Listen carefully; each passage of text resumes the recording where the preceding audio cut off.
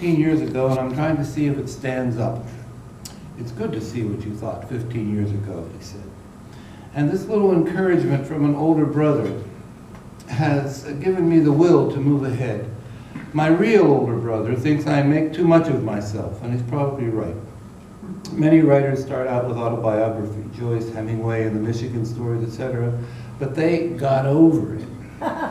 It seems my entire oeuvre has been the story of my life, beginning with a book I wrote in the Peace Corps in which I try to understand why I had fallen in love with my roommate. Chameleon has never seen the light of day, this is Shelley, drinking from thy sense and sight, beauty, majesty, and might, as a lover or a chameleon grows like what it looks upon. Perhaps that one should really keep collecting dust out there in the shed. Then came Marathon, and a string of books filled with confessional poems dealing with the challenges of life with William after his illness. Most lately, WMD, a memoir, picks up the tale as I presented with my own diagnosis of a demyelinating disease that my sweet neurologist refrains from calling Alzheimer's or MS. The MRI change he noted recently are just signs of progression, getting older, he tells me. And I'm not about to press him. Is this why my friend David fixed on autobiography for much of his writing career? Did he intuit the great gray disappearing act that Alzheimer's has finally forced him into? This is David McCain. Out of the blue, my neurologist offers me the option of medical marijuana to manage blood pressure and control pain. Is he just trying to keep me happy, like Viagra is a recreational drug? Duh. Oh, brave new world, is that how Shakespeare had it in The Tempest? Gay marriage, now legal in all 50 states, the Browning of America, Hillary and Bernie Sanders duking it out to win the progressive follow-on to Obama's extraordinary 8 years as the first black president.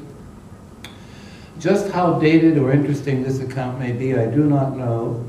I first gave up on Comes Love when my mentor, Betty Lucier, put the kibosh on the book.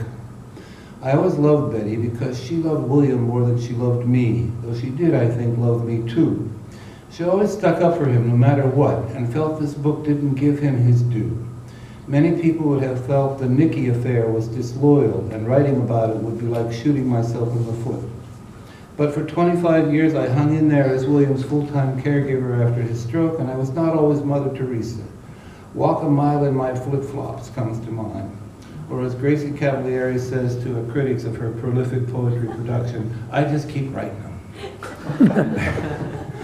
Perhaps you are reading this because you have bought the book. If so, I hope you'll find something here to like, a little window into how the century turned for me and William and Nick, how things were then, a time you may find nostalgic, a time, in any case, I do not want to forget.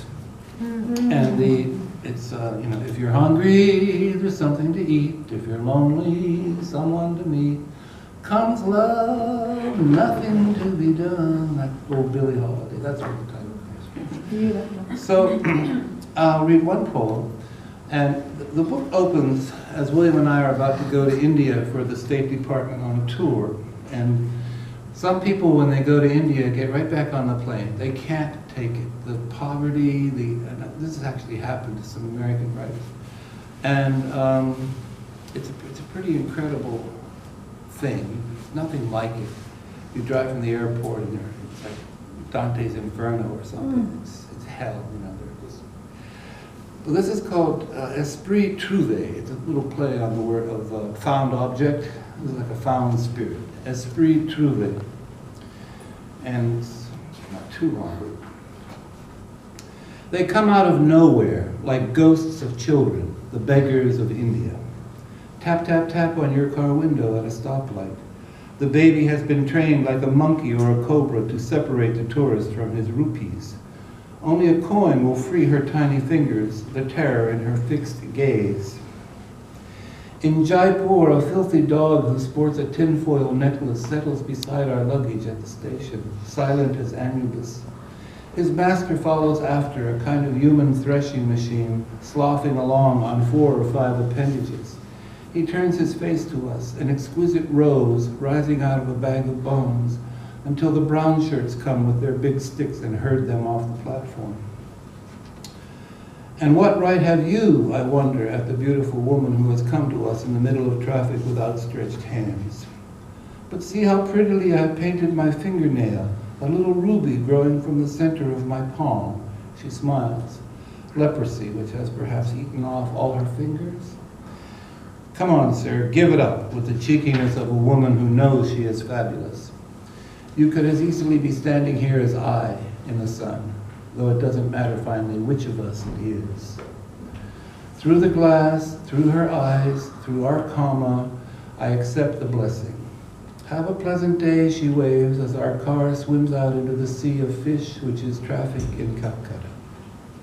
Wow, So, that is great.